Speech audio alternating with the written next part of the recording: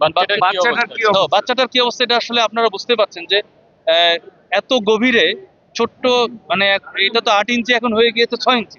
তো এরকম 8 থেকে 6 ইঞ্চির একটা সুড়ঙ্গতে অনেক নিচে কতটুকু অক্সিজেন থাকে এটা আপনারা বুঝতে পারছেন। যদিও আমরা মানে ইজেক্টরের মাধ্যমে আমরা মানে ভেন্টিলেশন দিয়ে দিয়ে আমরা অক্সিজেন পৌঁছানোর ব্যবস্থা করেছি, বাট এটা কতটুকুই বা হতে পারে এটা একটা ইস্যু।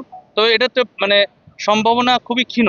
তারপরেও অলমাইটি আল্লাহ যদি চান যে অবশ্যই অনেক কিছু সম্ভব, তবে সম্ভাবনা না না এটা তো যখন আমরা দেখেছি যে আমাদের সার্চ ভিশন ক্যামেরা যখন গিয়েছে, আমরা যখন আসছি আসার পরে সার্চ ভিশন ক্যামেরা যখন আসছে আসার পরে যখন দেখা হলো যে উপরে আপনার হচ্ছে মাটি পড়ে গেছে, যেটা তখনই স্থানীয় যারা ছিলেন তারাই বললেন যে আপনারা আসার আগে আবার আমাদের স্থানীয় যারা আছেন তারা আবার চেষ্টা করেছে। স্বাভাবিক, এটা একটা ইমোশনাল ইস্যু, চেষ্টাটা করবে এটাই স্বাভাবিক। কিন্তু আমরা যখন সার্চ ভিশন ক্যামেরা দিয়ে দেখলাম তখন কিন্তু মাটি পেয়েছি, মাটি এবং খড়কুটো, এটা সারা বাংলাদেশ দেখেছে। সুতরাং এখন আশাটা কতটুকু এটা আপনিও বুঝতে পারছেন, আমি বুঝতে পারছি।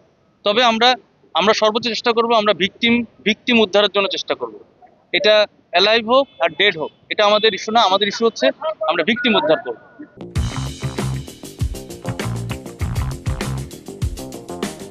ওনারা যেটা বলছেন যে এই পাইপটা আনুমানিক 90 ফিট গভীর। তা 90 ফিট যদি হয়ে থাকে হয়তো দীর্ঘকাল যেহেতু পাইপ ছিল না, আশা করছি যে হয়তো মাটি ভরাট হয়ে হয়ে এই 90 ফিটটা একটু ছোট হয়েছে। তবে এতটাও ছোট না যে 40 ফিটেও আমরা পাচ্ছি না, তার মানে ভিতরে আরো যেতে হবে। যেটা বুঝতে পারছি যে আমরা টার্গেট করেছি 10 ফিট 10 ফিট করে যাব, এবং যাওয়ার জন্য যেই অ্যাসোসিয়েট যে কাজগুলো যেই আমাদের এক্সকাভেটর 3টা আছে, 3টা যাতে স্থানে মানে অবস্থান নিয়ে কাজ করতে পারে সেই পদ্ধতিটাই করলাম আমরা, এবং আমরা সম্পূর্ণ আমাদের সবার সেফটি ঠিক রেখে কাজটা করছি। কত সময় লাগতে পারে লক্ষ্যে পৌঁছতে? আমরা আসলে বলতে পারছি না, কারণ আমরা এখন ওই 10 ফিট 10 ফিট করে দেখবো, কারণ আমরা 40 ফিট এট স্ট্রেচ গিয়েছি, আপনারা দেখেছেন। এট স্ট্রেচ আমরা 40 ফিট যেয়ে আমরা পেলাম না। সুতরাং আমরা ধারণা করছি যে আরো 10 ফিট যেয়ে দেখবো যে কি পরিস্থিতি। তারপরে হয়তো আমরা একটু ম্যানুয়ালিও আমরা ট্রাই করব, যাতে মাটি চারিপাশ থেকে ধসে না পড়ে। এটার জন্য একটু দেরি হচ্ছে। দেখুন অলরেডি কিন্তু আমরা অনেক সাবধানতা অবলম্বন করে কাজটা করেছি, এবং ভাইব্রেশনের যে ইস্যুটা আসছে সেটা কিন্তু এর থেকে আরো হেভি হেভি জিনিস ছিল, যেগুলো মানে আমরা দূরে থেকে ব্যবস্থা করেছি। মানে আপনি দেখবেন যে যেই সাইট তার থেকে অন্তত 10 ন্যূনতম 10-15 ফিট দূরে আমাদের এই এক্সকাভেটর গুলো থাকছে।